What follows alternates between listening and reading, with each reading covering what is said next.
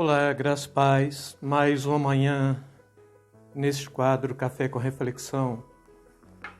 E uma das passagens bíblicas que eu gosto muito, hora ou outra eu tenho que estar lendo para refazer a minha consciência cristã e a minha postura mesmo, para saber onde estou falhando dentro do contexto que a gente chama da ética cristã ou da moralidade cristã. Romanos capítulo 12. E quando você pega esta carta mesmo, este capítulo 12, principalmente aqui, o próprio apóstolo, ele está mostrando que você tem 3 tipos de serviço a serem prestados. E o primeiro tipo de serviço que ele está falando é o serviço que você tem que prestar para com Deus. Depois ele está falando do serviço que você tem que prestar para com a igreja. E depois o serviço que você tem que prestar em relação ao mundo. Então, assim, se você pega esse capítulo 12, todo capítulo 12, você vai dividi-lo em 3 partes bem distintas, não é? Então, todo cristão foi chamado para fazer algo, nenhum cristão foi chamado para a inércia. E dentro desta ação cristã, a palavra ministério é trabalho, né? Trabalhador e assim por diante, nos traz a consciência de que você foi chamado para fazer algo, nós fomos chamados para fazer algo. E todas as vezes que eu leio este capítulo 12, então praticamente se falasse assim, qual é o capítulo de cabeceira do Novo Testamento, né? Tem muitos, mas o 12 para saber se de fato eu estou abordando o conceito daquilo que a Bíblia de fato cobra de mim. E começa assim, os versículos 1 e 2, rogo-vos, pois, irmãos, pelas misericórdias de Deus, que apresenteis os vossos corpos por sacrifício vivo, santo e agradável a Deus, que é o vosso culto racional. E não vos conformeis com este século, mas transformai-vos pela renovação da vossa mente, para que experimenteis qual seja boa, agradável e perfeita vontade de Deus. Estes 2 versículos, eles de fato está propondo como deve ser o seu trabalho cristão para com Deus. E quando Paulo escreve este capítulo, rogo-vos, pois, ele está fazendo um apelo, e quando ele usa o termo para misericórdia, pelas misericórdias, né, dependendo da versão, pela compaixão de Deus, quando se fala de misericórdia, vem de 2 radicais de miseri e cardio. Cardio é coração, miseri traz esse conceito da miserabilidade mesmo do homem. Então, bem traduzido dentro deste versículo, está propondo pelas misericórdias de Deus, não é? Ou seja, aquilo que Deus olhando para mim, ele vê com olhar de sofrimento, e que faz o coração dele doer. Então Paulo praticamente ele está usando meio que uma chantagem espiritual para chamar os cristãos para o serviço cristão, não é? Que apresenteis os vossos corpos. E toda a estrutura da fé cristã ela tem que ter uma visibilidade, seja do reino, do ponto de vista daqueles que estão fazendo, seja da atitude da ação cristã. E ainda falei para vocês na teologia da cruz, que a teologia da cruz, se não mostrar a visibilidade do sacrifício, ela se torna uma teologia da glória, e logo, em se sendo teologia da glória, ela não serve, ela não é uma teologia que de fato mostra o Cristo que se fez homem, visível, a cruz que era palpável, era de madeira, a morte que aconteceu de forma factual, o corpo de Cristo que foi tomado pelos discípulos, perfumado, enrolado em um manto e sepultado, não é? Na rocha.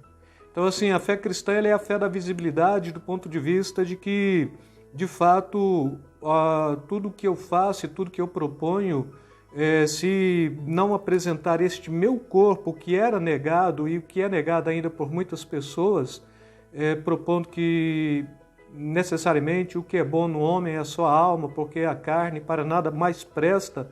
Paulo está falando que esta carne aqui é o seu meio de condução para fazer aquilo que é preciso fazer mesmo, é pelo seu corpo, Mas só que este corpo ele tem que ter em si uma compreensão bem interessante de que ele deve ser levado ao sacrifício.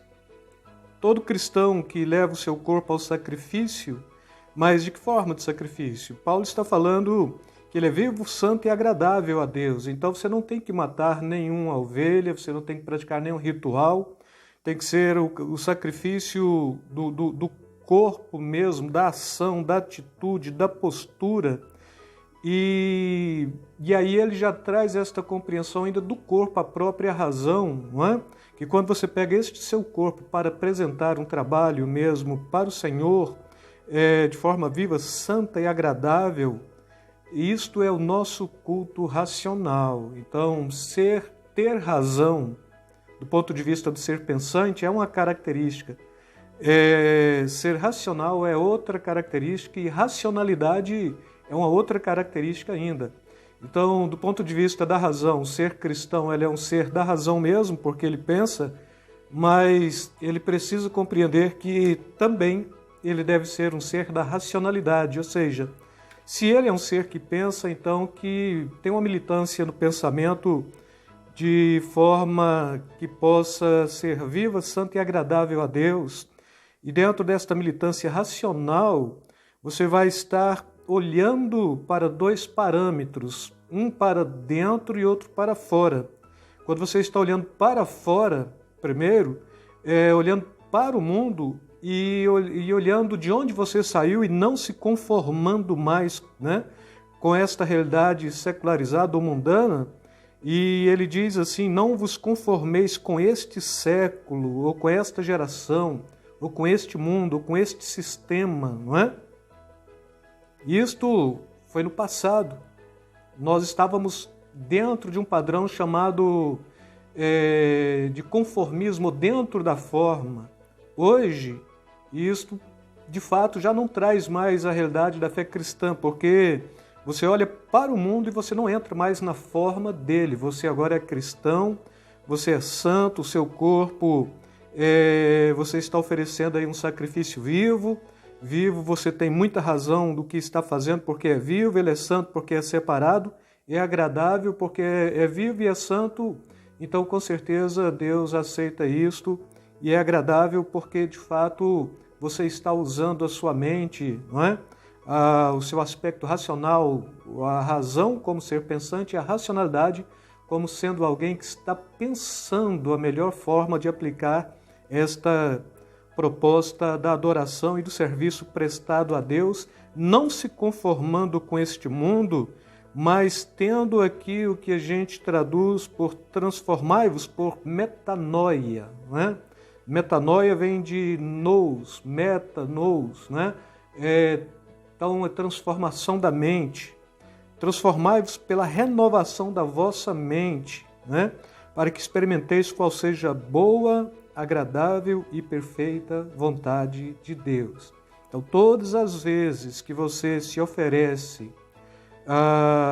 como sacrifício vivo, santo e agradável a Deus, usando da sua racionalidade, usando a sua capacidade de pensar do que de fato você está fazendo, não é oferecer de forma aleatória, automática, mas você sabe o que está fazendo.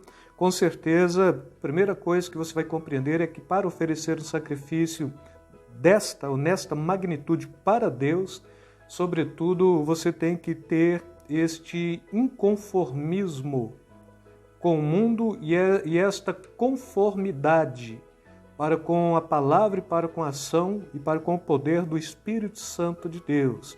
Quando é que você vai compreender a boa, perfeita e agradável vontade de Deus? Quando você se oferece a Ele em culto racional.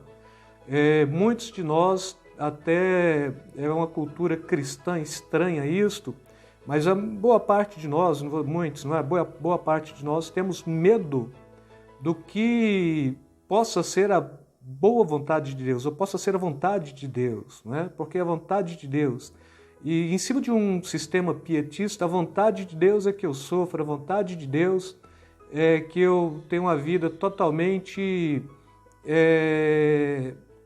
pautada puritanismo no pietismo, a vontade de Deus é isso, a vontade de Deus é aquilo, mas sempre trazendo para um argumento que muitas vezes não é a vontade de Deus, porque quando você se oferece como sacrifício vivo e quando você anula a sua compreensão do mundo do ponto de vista de entrar na forma do mundo, mas abre a possibilidade para entrar na forma de Deus, experimentando esta vontade de Deus, a Bíblia está falando que ela é boa, agradável e perfeita, não é?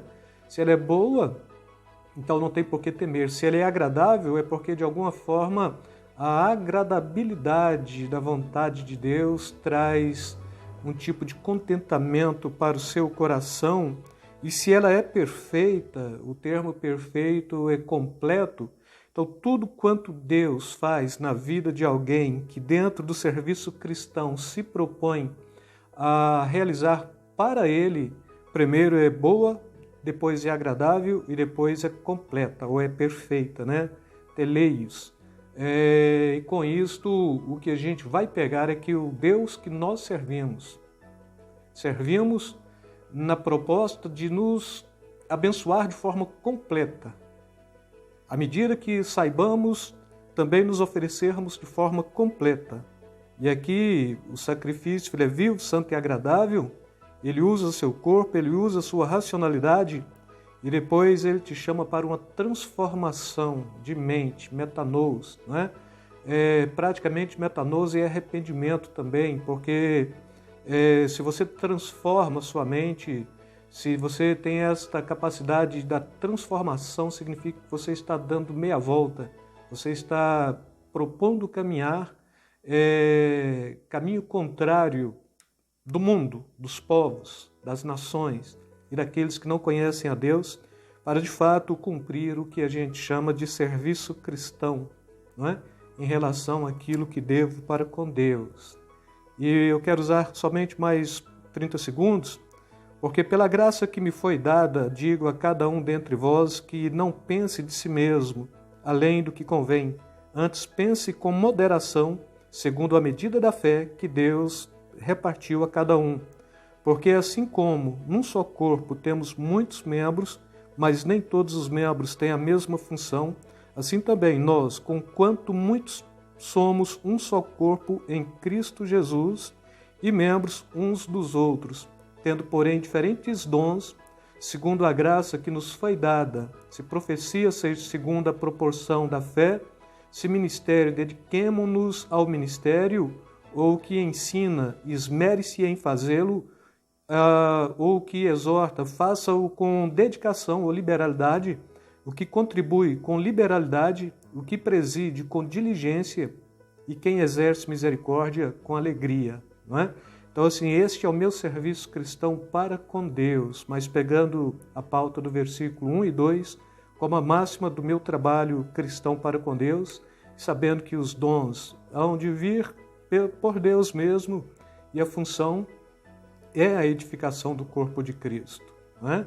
E no final, tudo que deve acontecer em minha vida em relação a isto tem que ter aqui uma possibilidade de eu poder exercitar com alegria e cheio de misericórdia aquilo que Deus me propôs para fazer no seu reino ou para o seu reino. Com isto eu quero deixar aí para vocês mais uma vez, beijo no coração, beijo na alma, fiquem na paz, amados.